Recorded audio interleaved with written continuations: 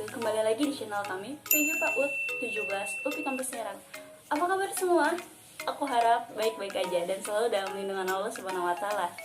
Kami kelompok 2 dari kelas 3A PG PAUD ingin menyampaikan tentang peran orang tua dan keluarga dalam pemenuhan hak dan perlindungan anak. Seperti yang kita tahu dari campaign kemarin, kami telah mensosialisasikan 10 hak anak. Untuk pemaparannya akan disampaikan oleh rekan saya, dan selamat menyaksikan. Pertama-tama, di sini saya akan menjelaskan pengertian anak. Anak adalah seorang laki-laki atau perempuan yang belum dewasa atau belum mengalami masa pubertas. Anak merupakan buah hati yang diidam-idamkan oleh setiap orang tua. Dalam kehidupan seorang anak, mereka membutuhkan berbagai hal yang harus dipenuhi. Misalnya, sandang, pangan, dan papan yang harus dipenuhi. Anak juga memiliki berbagai hak yang harus dipenuhi. Hak yang harus dipenuhi yaitu hak untuk bermain, hak untuk mendapatkan pendidikan, hak untuk mendapatkan perlindungan, hak untuk mendapatkan nama atau identitas, hak untuk mendapatkan status kebangsaan, hak untuk mendapatkan makanan bergizi, hak untuk mendapatkan akses kesehatan, hak untuk mendapatkan rekreasi, hak untuk mendapatkan kesamaan dan hak untuk berperan dalam pembangunan. Selain kebutuhan dan hak yang harus dipenuhi, seorang anak juga wajib mendapatkan perlindungan dari orang-orang di sekitarnya. Perlindungan yang diberikan bertujuan untuk menghindarkan anak dari kekerasan verbal, fisik, dan juga seksual. Banyak pihak yang terlibat untuk memenuhi berbagai hal tersebut. Hak yang terlibat dalam hal ini mulai dari keluarga sampai ke instansi kenegaraan. Dalam hal ini, kami akan menjelaskan pihak keluarga karena keluarga merupakan tahap awal dari segala yang didapatkan oleh anak. Di sini saya akan menjelaskan tentang peran orang tua dan keluarga dalam pemenuhan hak anak. Nah, apa sih yang dimaksud dengan hak anak? Hak anak merupakan bagian dari hak asasi manusia yang wajib dijamin, dilindungi, dipenuhi oleh orang tua, keluarga, masyarakat, pemerintah, dan juga negara. Berdasarkan Konvensi PBB pada tahun 1989, PBB mengesahkan Konvensi Hak-Hak Anak. Kemudian, pemerintah Indonesia melalui Keputusan Presiden nomor 36 tahun 1990 mengakui hak-hak anak tersebut yang meliputi 10 hak anak. Yang pertama, hak untuk bermain. Orang tua dan keluarga wajib memberi kesempatan pada anak untuk bermain. Bagi anak, bermain merupakan cara mereka untuk belajar. Lewat bermain, anak dapat belajar tentang dunia di sekitarnya. Selain itu, bermain juga memiliki banyak manfaat positif untuk anak, terutama bila dilakukan bersama orang tua. Yang kedua, hak untuk mendapatkan pendidikan. Setiap orang tua wajib memberikan pendidikan yang layak untuk anak. Dengan memberikan anak pendidikan yang layak, orang tua membantu anak untuk mempersiapkan masa depannya. Selain itu, orang tua dan anggota keluarga lainnya bisa membimbing anak untuk belajar di rumah, karena pendidikan tidak hanya bisa diperoleh di sekolah, melainkan pendidikan juga bisa diperoleh melalui lingkungan rumah. Yang ketiga, hak untuk mendapatkan perlindungan. Orang tua dan keluarga wajib melindungi anak, baik anak laki-laki maupun perempuan, dari berbagai macam kekerasan, baik itu kekerasan fisik, verbal, psikis, maupun perlakuan yang merugikan ataupun membahayakan anak. Karena orang tua adalah proteksi utama anak, jangan sampai orang tua yang melakukan kekerasan pada anak. Yang keempat, hak untuk mendapatkan rekreasi. Setiap orang tua berhak memberikan rekreasi kepada anak.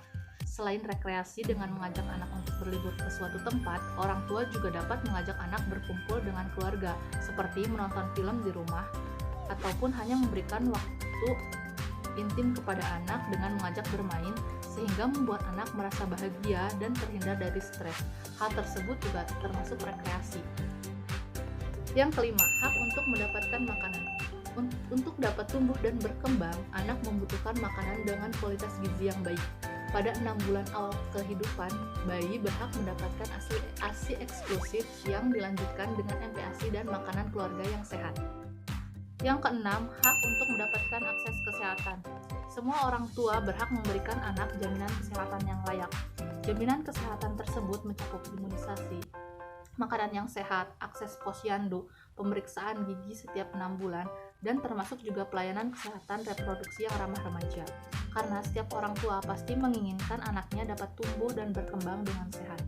Yang ketujuh, hak untuk mendapatkan nama atau identitas.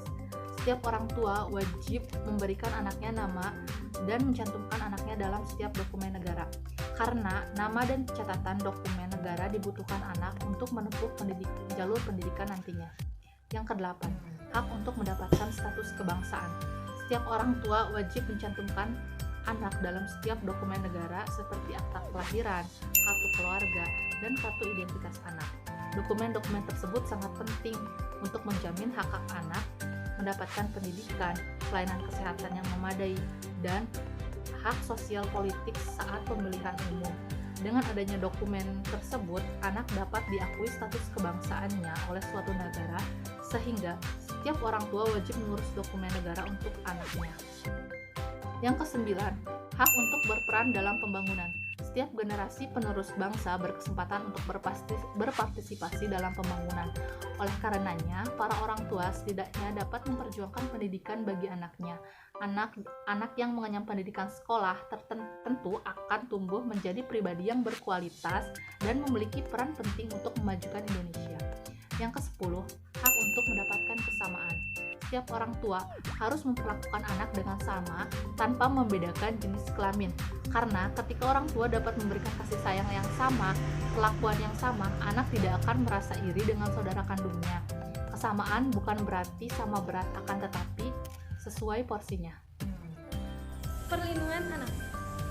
Perlindungan anak adalah segala kegiatan yang menjamin dan melindungi anak dan hak-hak yang dimilikinya.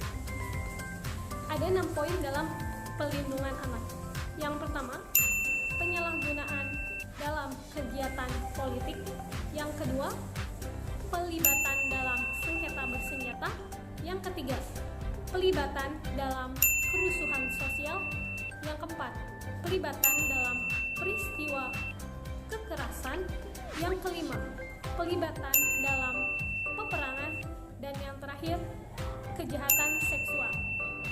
Bagi yang melanggar perlindungan anak akan dikenakan sanksi yang tertera pada Undang-Undang Nomor 23 Tahun 2002 tentang Perlindungan Anak, yaitu pidana penjara paling lama 3 tahun 6 bulan dan denda paling banyak 72 juta. Yang bertanggung jawab dan berkewajiban dalam perlindungan anak bukan hanya orang tua dan keluarga, akan tetapi masyarakat, pemerintah, dan juga negara. Selanjutnya adalah peran orang tua dan keluarga dalam perlindungan anak. Orang tua dan keluarga wajib melindungi anak, baik anak laki-laki maupun perempuan, dari berbagai macam kekerasan, baik kekerasan fisik, verbal, psikis, maupun kekerasan yang dapat merugikan ataupun membahayakan anak. Karena orang tua adalah garda terdepan dalam perlindungan anak. Baik, di sini ada di mana orang tua berkewajiban dan bertanggung jawab untuk yang pertama itu ada mengasuh, memelihara, mendidik, dan melindungi anak. Orang tua benar-benar punya kewajiban yang besar untuk mendidik anaknya, di mana disekolahkan juga sampai masa pendidikan yang di Indonesia punya, yaitu 12 tahun sekolah. Terus juga di mana orang tua berkewajiban dan bertanggung jawab untuk melindungi anaknya dari segala hal-hal yang berbahaya untuk diri anak itu sendiri. Dan juga di mana orang tua wajib dan bertanggung jawab penuh untuk mengasuh dan memelihara anak itu sendiri. Yang kedua, ada menumbuh kembangkan anak sesuai dengan kemampuan, bakat, dan minatnya. Di sini orang tua berkewajiban dan bertanggung jawab penuh untuk mendorong kemampuan, bakat, dan minat anaknya itu sendiri. Misalnya bakat dan minat anaknya di bidang olahraga. Nah, orang tua sebaiknya mendukung bakat dan minatnya anak itu sendiri, supaya dengan harapan supaya anak ini bisa menjadi anak yang ahlinya dalam olahraga. Jadi tidak ada paksaan dari keinginan orang tua itu sendiri. Jadi benar-benar memang itulah bakat dan minatnya anak itu sendiri ditumbuh kembangkan lagi, dikembangkan lagi supaya dia bisa menjadi orang yang pro pada bidangnya. Terus yang ketiga yaitu mencegah terjadinya perkawinan pada usia anak. Di Indonesia sendiri bisa kita lihat banyak sekali berita-berita tentang anak SD misalnya menikah atau anak SMP menikah, padahal sebenarnya itu belum untuk memasuki usia tahap kriteria menikah itu masih jauh gitu, masih jauh dari usia yang diharuskan pemerintah untuk menikah. Nah, biasanya kejadian seperti ini tuh terjadi karena adanya masalah dalam keluarga, terutama dalam ekonomi, dimana terlilit hutang apa segala macam, terus tidak bisa bayar, akhirnya yaudahlah anaknya akhirnya dinikahkan dengan harapan agar semua utang-utangnya dapat terselesaikan gitu aja gitu. Padahal sebenarnya ini nggak boleh, dan orang tua tuh punya kewajiban dan tanggung jawab untuk mencegah terjadi perkawinan pada usia anak. Harusnya selama memang anaknya masih usia sekolah, ya anaknya diberikan pendidikan yang layak, anaknya dilindungi gitu dari hal-hal yang seperti itu gitu. Dididik supaya ya anaknya nanti siap untuk memasuki perkawinan. Terus yang terakhir yaitu ada orang tua berkewajiban dan bertanggung jawab untuk memberikan pendidikan karakter dan penanaman nilai budi pekerti pada anak. Nah, di sini orang tua nih jelas banget nih, utama banget memberikan pendidikan karakter dan penanaman nilai budi pekerti pada anak. Jadi sebelum anaknya masuk ke sekolah, orang tua ini adalah pendidikan yang pertama untuk anaknya. Diajarkan, jadi anak itu diajarkan bagaimana sopan santun, bagaimana dia berbuat baik, pokoknya adalah gitu sebelum memang anaknya dipersiapkan untuk masuk sekolah, dididik dulu nih, diberikan karakter dan juga penanaman nilai budi pekerti pada anak. Terus selanjutnya yaitu ketika orang tua tidak ada atau tidak diketahui keberadaannya karena suatu sebab dan tidak dapat menjalankan kewajiban dan tanggung jawabnya, maka kewajiban dan tanggung jawab tersebut dapat diberikan kepada keluarganya. Nah, ini sudah sesuai dengan UU nomor 35 tahun 2014 tentang perubahan atas UU nomor 23 tahun 2002 tentang perlindungan anak.